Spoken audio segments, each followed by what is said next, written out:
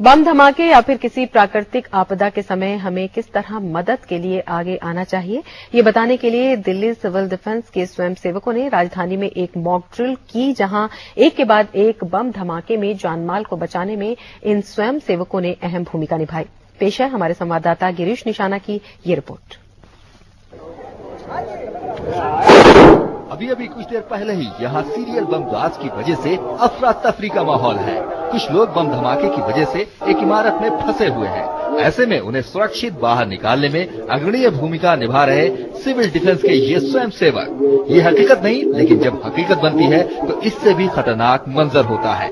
राजधानी के civil defence मुख्यालय में आयोजित इस मॉक ड्रिल में बताया जा रहा है कि कैसे ये नागरिक सुरक्षा संस्था के स्वयंसेवक हर आपदा के समय लोगों की मदद को जुट पड़ते हैं।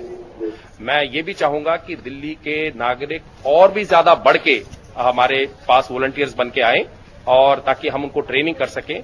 आपने ये देखा होगा कि जब भी कभी नॉट ओनली इंटरनल डिस्टर्बेंसेस या इंटरनल डिजास्टर्स, एक्सटर्नल एग्रेशंस के टाइम पे भी अगर आप पुरानी हिस्ट्री देखें तो सिविल डिफेंस का एक बहुत बड़ा योगदान रहा है कि भारतीय जो सेना है उसके साथ में कंधे से कंधा मिला के सिविल डिफेंस ने हमेशा से काम किया है। तो हम ये चाहेंगे कि ये प्रिपेयर्डनेस हमारी सिटीजन्स के साथ में मिलके हम इसको और सुदृढ़ कर सकें।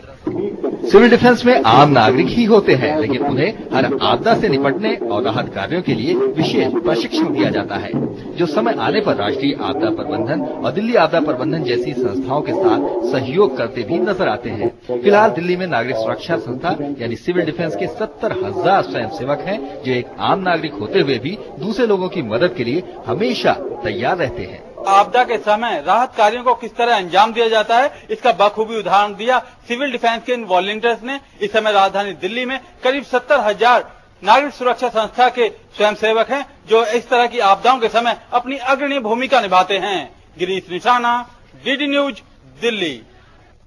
पेट्रोलियम